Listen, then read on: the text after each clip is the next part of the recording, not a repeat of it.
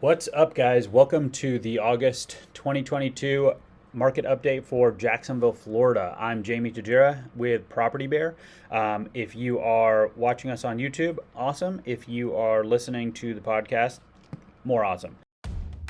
I'm Jamie Tajira, co-owner of Property Bear here in Jacksonville, Florida. This is Carrie Hustis, co-owner and sales leader. While Carrie runs all things sales, my day-to-day hunting investments and developments keeps me in two main places. In the field, checking out potential opportunities in construction, or on the computer, researching hyperlocal data. So if you're looking for insight on Jacksonville real estate, you've come to the right place. Thanks for checking out our channel, and if you like it, please be sure to subscribe. First of all, we're probably going to start doing these every Monday, kind of regardless of what the month is doing, right? Today just happens to be the first and it's a Monday. So it's the first thing we start out with. But we do have the ability to check out weekly data. But either way, we're going to move to a week-to-week setup for this. So upcoming deals and projects. So one of the newer Breeze Homes products that's coming out is the 1509 townhome. This is going to be over off Ellis Road, 1290 Ellis Road. We're going to have about 20 units. 6 of them will be available, I believe, for move-in before the new year. So if you go under contract now, you'll probably be moving in end of December. Tack on an extra 15 to 20 days for unforeseen, delays, but those are going to be at 259, 260.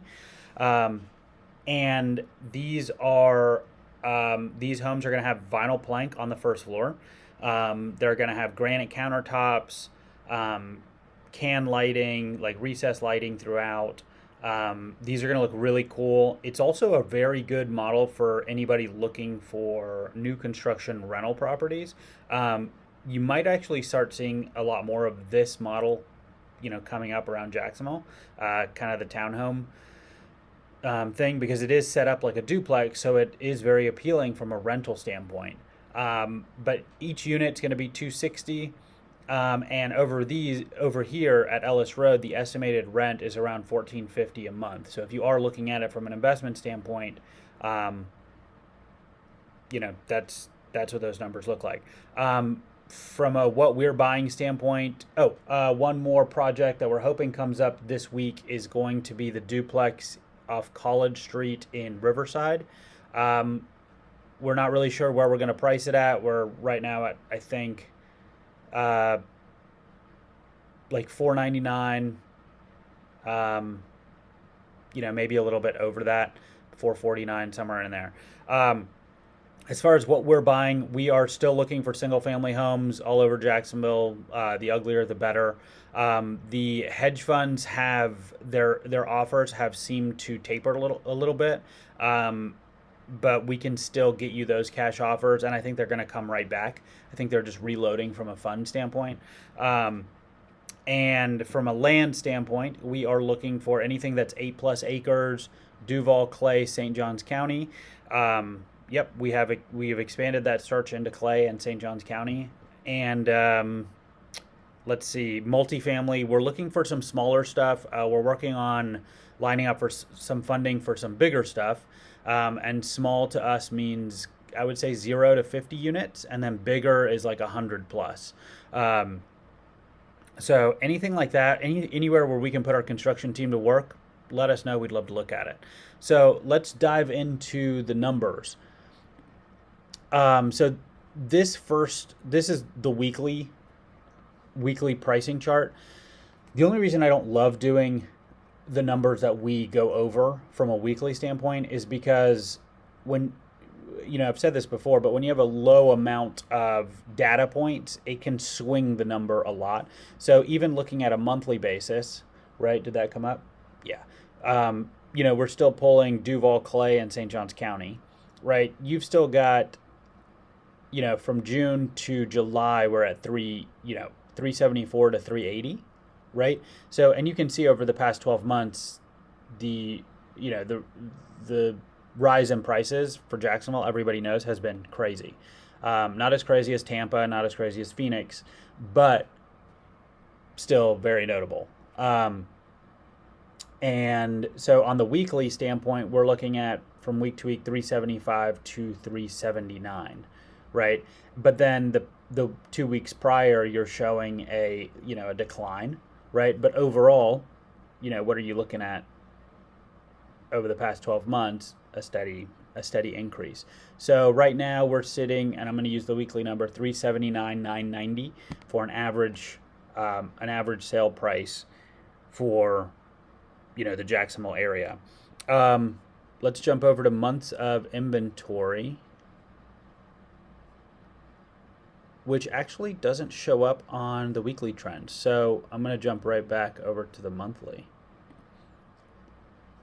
So our month supply of inventory has jumped up a lot.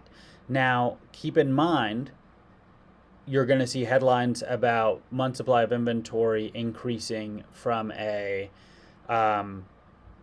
percentage standpoint. It could go up 100%. We're still not in a balanced market until we hit that 4 or 5 months of inventory. We're still in what's considered by everybody else's standard a seller's market, and actually that's at 5 months of inventory. In my mind, I've got 4 months because we haven't seen 4 months in a really long time. And here's something else to keep in mind. The last time that you saw 5+ months of inventory was a great time to buy a property. So just keep that in mind. Sometimes when you see bad headlines, it's actually a signal to do something. All right. So, and then let's look at the weeks of inventory. So week supply of inventory year over year, it's definitely increased. We're at 13.9 weeks of inventory, 13.4, which matches up with that 2.4 months of inventory. So let's jump over to closed sales.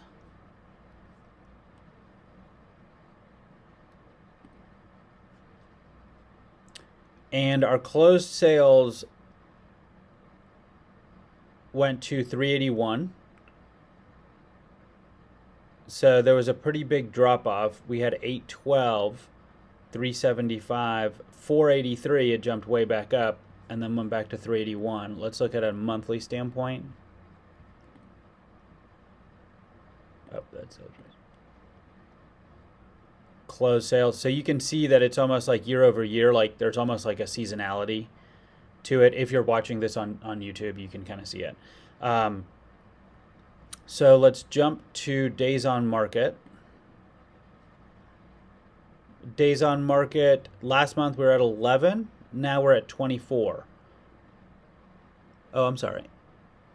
Last month we were at 17. Now we're at 24. Let's look at it on a weekly basis.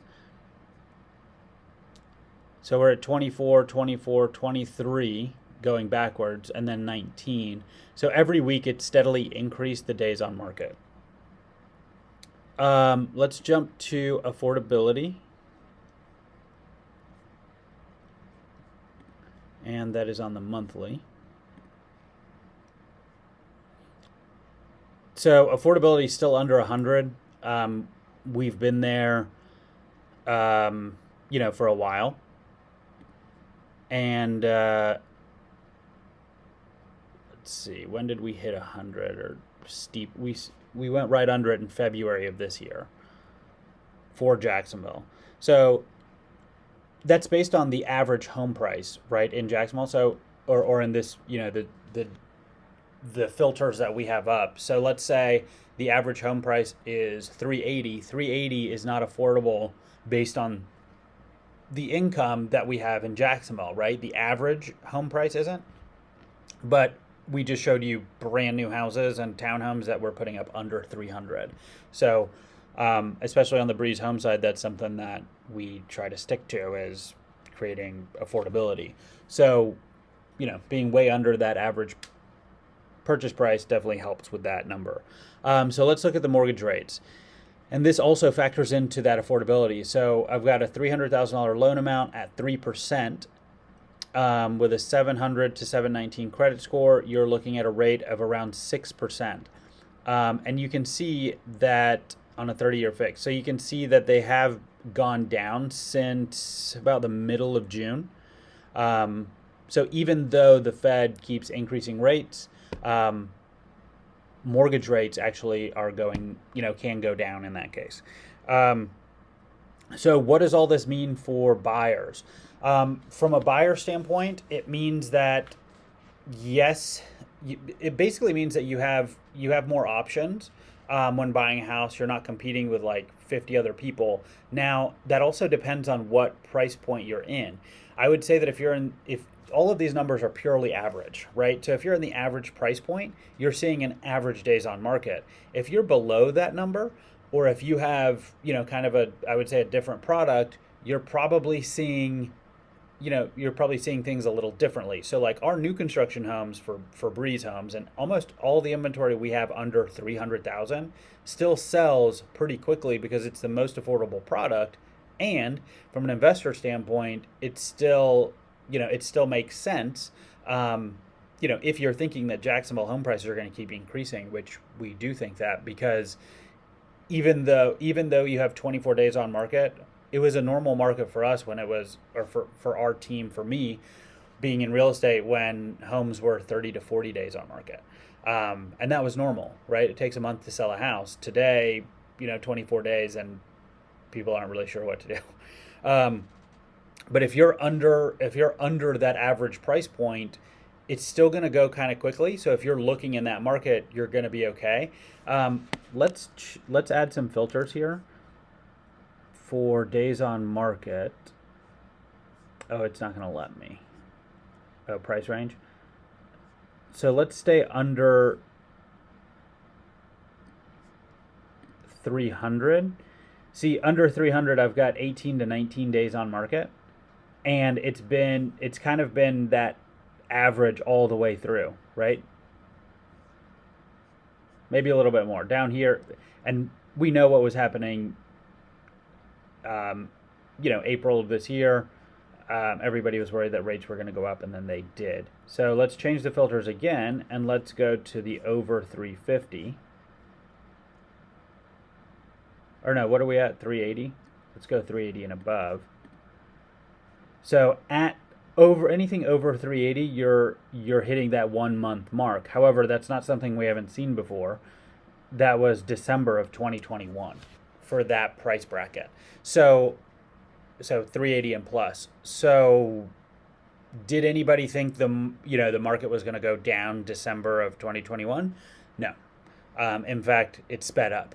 So just keep that in mind when you're kind of reading some things. From a national standpoint, I think buyers are in kind of a weird spot because, again, the number of agents that are in our market is incredible, right? And from a buyer standpoint, you don't really know, you're in a rough spot because you're not really sure if you're working with like a social media star or an actual real estate professional. And we've been saying that for a while, but it is what it is. Look for people that are looking at the numbers, and see if you can find some deals. Houses are going to stay on the market a little bit longer, but keep in mind that a lot of these sellers that own these properties have low interest rates and have high equity positions. So a lot of them do not need to sell, right? So that puts a buyer in not a leverageable position. If we had more distress in the market, I would be worried about home prices coming down. In some markets, they got overinflated, right? I think Toledo, Ohio is one of them. Boise, Idaho, they're seeing market drops of like 15, 20%. The difference with Jacksonville is that we're in a, it's almost like not a hype market, right? I almost worry that Tampa was one of those hype markets because it went, prices went up over 30%. And I'm not saying because of the amount that, Jacksonville went up, we're not like, it's not going to come down. But what I am saying is that we have so much working in Jacksonville outside of just the general economy. Downtown, all of the stuff that's going on is contributing and insulating Jacksonville from that, from any of those price drops.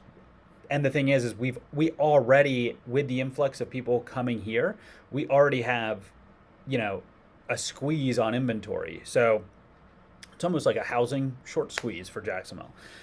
So what is this? What do all these numbers mean for sellers? So if you're selling a property and you are still watching Instagram videos from a year ago or Facebook videos, houses are not selling that quickly anymore, and you are having to negotiate. Are homes selling for an inflated rate? Yes. However, we are like capping off, right? So if you wanted to sell your home for, today's prices, you could have done that a month ago, 2 months ago, 3 months ago, or even today, right? Because you might think, oh, I missed the wave. You really didn't miss the wave from a selling standpoint, because the people that sold 6 months ago didn't get the maximum amount of money, right? Because nobody knows where the market's going to go, right? We had some houses that we're looking at now. We're like, if we would have held them for 3 more months, we would have made more money, right? So just looking at January, we've got an average sale price of 305, even at the top 347, and then now we're at like 375, 380. So 6 months ago, did somebody get 350 for their house and that was crazy? Yeah, but now you're going to get 380, and you're probably going to have to pay some closing costs, or maybe not closing costs, but you're going to have to do repairs or offer credits, or give up some concessions, right? Home warranty, stuff like that. So you're not missing anything, right? You are also in a position, if I were selling and I were moving up, and my next move up property I was getting a deal on, that's kind of for me, that's the only way I'd be looking to trade up, because I know that I'm not trading into a low interest rate, and I know that I can refinance it. The thing is that nobody knows if the rates are going to keep going up or keep going down. There's a strong argument that they're going to keep going down from where they are at right now, right? But nobody has a crystal ball. But what I'm saying is, right now, we know that these prices are super high. And based on what the Fed's doing and just consumer sentiment in general, in Jacksonville, we're putting ourselves in a position to go through what we just went through for the past 12 to 18 months all over again, right? So you're watching the national news talking about builder sentiment slowing down, cancellations, whatever. So those builders are already behind on this inventory. So then if they slow down on building, what ends up happening, and a lot of the national builders will, because they look at their portfolio from a national standpoint, and then they go down regionally, right? But by the time they make those moves, they're not super nimble, so they might not make the fastest decision. So they slow down construction, and then we get into a position where we have a shortage of housing again, low interest rates, and then we hit that housing short squeeze all over again. So just keep that in mind.